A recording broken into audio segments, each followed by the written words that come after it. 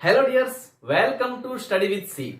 तो आज हम करने वाले हैं एनसीईआरटी क्लास 10th मैथ्स के सिलेबस की चर्चा। बहुत ही शानदार वाला सिलेबस है, बहुत ही इजी वाला सिलेबस है। कुछ प्रश्नावलियां यहां से कटी हैं और कुछ प्रश्नावलियों को मर्ज किया गया, एक साथ किया गया है और बहुत इजी वाला सिलेबस है और घबराने की आवश्यकता नहीं है बिल्कुल। जैसा कि आपको पता है कि पहले आरबीएससी सिलेबस लगा करता था हमारा राजस्थान का बोर्ड का, और लेकिन अब एनसीईआरटी का सिलेबस लगेगा। तो इसके अंदर सिलेबस में सिर्फ थोड़ा बहुत चेंजिंग है। मैथ्स की लगभग प्रश्नावलियां सेम ही है और थोड़ा क्वेश्चंस में बदलाव है, प्रश्नों में बदलाव है ना, थोड़ी थोड़ी बातें चेंज है।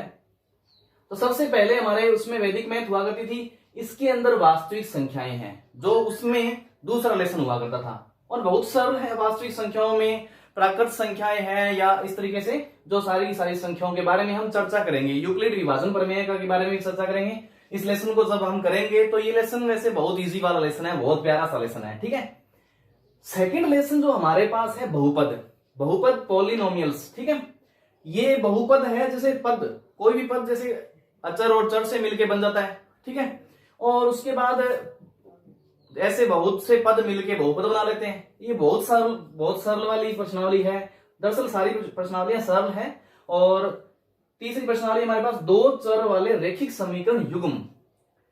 ऐसा होता है कि दो चर का अर्थ है जिनके मान फिक्स्ड नहीं होते, वेरिएबल कहते हैं इंग्लिश में इसको।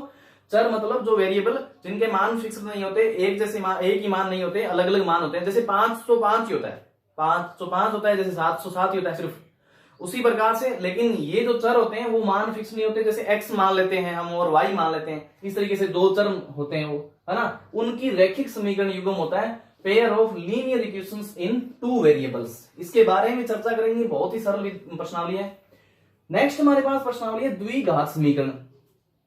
अब कोई भी समीकरण आ गया, जैसे बहुपद है, तो बहुपद के बाद इसमें बहुपद जुड़ के और सामने बराबर 0 लगा दें तो वो समीकरण बन जाती है। समीकरण में कोई भी जो चर है हमारे पास, चर की अधिकतम घात जो 2 हो जाए तो वो द्विघात समीकरण बन जाएगी। और वो बहुत ही सरल लेसन है। इसमें जो हमारे पास पहले आरबीएससी में था तो ये लेसन इसके बहुपद के साथ ही था और अभी इसको थोड़ा अलग कर दिया है और बहुत ही सरल लेसन है। नेक्स्ट आती है पांचवा लेसन है समांतर श्रेणियां। समांतर श्रेणियां समान अंतर वाली श्रेणियां शब्द से घबराने की आवश्यकता नहीं है। ऐसा माने कि कुछ श्रेणियों में कुछ मतलब संख्याएं लिखी हुई है ऐसी, और उसके दो संख्याओं के बीच में अंतर जितना है उतना ही अंतर अगली दो संख्याओं के बीच में बराबर है ना। तो उस तरीके से समान अंतर वाली श्रेणियां बन जाएगी। इंग्लिश में अर्थमेट्रिक और प्रोग्रेशंस है इसका नाम। बहुत ही सरल लेसन है। 6th लेसन हमारे पास है त्रिभुज। जैसा कि उस आरबीएससी वाले के अंदर 6th लेसन हमारे पास त्रिकोणमिति के अनुपात थे, लेकिन यहां पर त्रिभुज के बारे में चर्चा करेंगे। त्रिभुज के समानुपात के बारे में चर्चा करेंगे और सर्वांग समता के बारे में चर्चा करेंगे और इसके त्रिभुज के क्षेत्रफल के बारे में भी चर्चा करेंगे कुछ, है ना। बहुत सरल है, ट्राइंगल्स इंग्लिश में बोलते हैं इसको।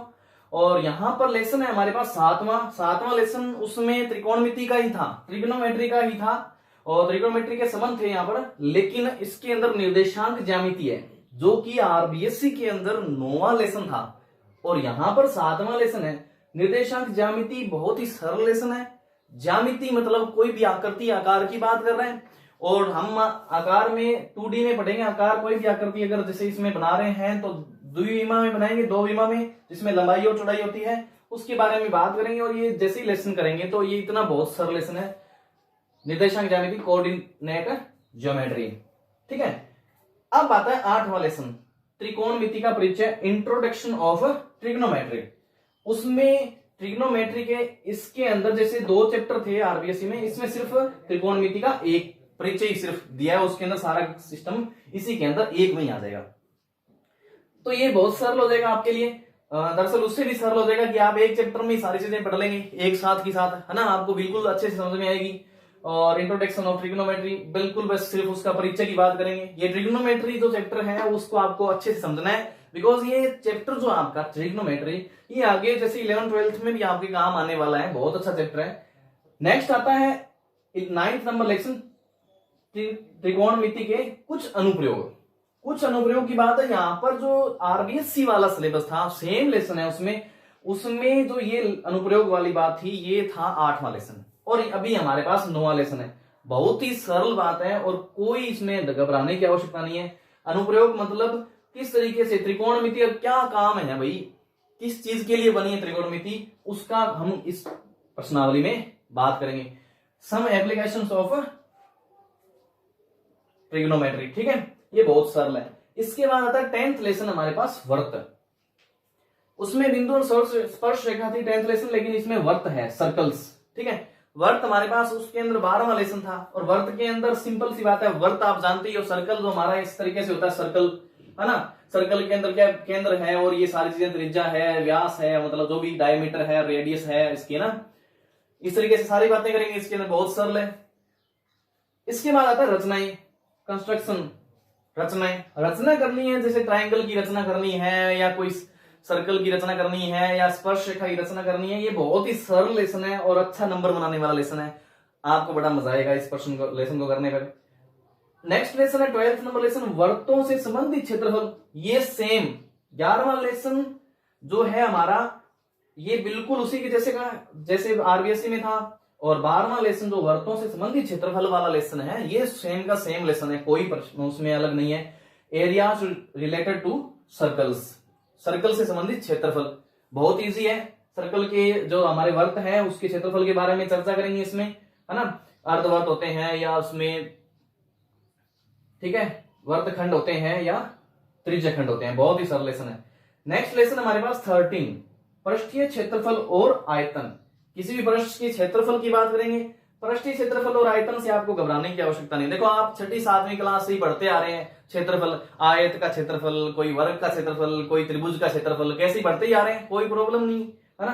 तो उसी तरीके से इसमें थोड़ा और डिटेल से पढ़ेंगे, थोड़ा सा विस्तृत रूप से पढ़ेंगे, और थोड़ा सा आयतन के बारे में भी पढ़ेंगे, और सरफेस एरियाज एंड वॉल्यूम्स, ये बहुत इजी है। सांख्यिकी जो आपने 9th क्लास में भी पढ़ी है, और इसके बाद में हम थोड़ी इसमें 10th क्लास में थोड़ी सी अच्छे से पढ़ेंगे, और सांख्यिकी अच्छी प्रश्नावली है, हम इसके बारे में अच्छे से चर्चा करेंगे, बहुत सरल प्रश्नावली है, स्टैटिक्स बोलते हैं इंग्लिश में इसको। ये इजी वाला लेसन है। नेक्स्ट हमारे पास लेसन है 15वां, प्रायिकता, प्रोबेबिलिटी। प्रायिकता जितना सरल लेसन है उससे कहीं सरल कोई सरल लेसन नहीं होगा ना। तो प्रायिकता के अंदर हम पढ़ेंगे भी कि किस तरीके की क्या संभावना हो सकती है, कोई भी चीजों की, कोई भी कार्य की कितनी स्थितियां बन सकती है, क्या संभावना बन सकती है ना। यहां पर 3 प्रश्नावलियां हमारे उसमें, जैसे आरबीएससी के सिलेबस में 18 प्रश्नावलियां हुआ करती थी, 18 प्रश्नावलियां टोटल, इसमें 15 ही प्रश्नावलियां हैं। तो कुल कुछ प्रश्नावलियों को मर्ज कर दिया, एक साथ कर दिया, और कुछ प्रश्नावलियों को हटा दिया गया, जैसे एक वैदिक गणित हटा दी गई यहां से। तो ये बहुत सरल प्रश्नावलियां और बहुत, असल में तो बहुत प्यारा सा सिलेबस है, आपको इसमें बहुत मजा आएगा। मुझे लगता है आप इसमें ध्यान देना, साथ में पढ़ते जाना साथ साथ में, और मेहनत करते रहें विद्यार्थीगण। और थैंक यू।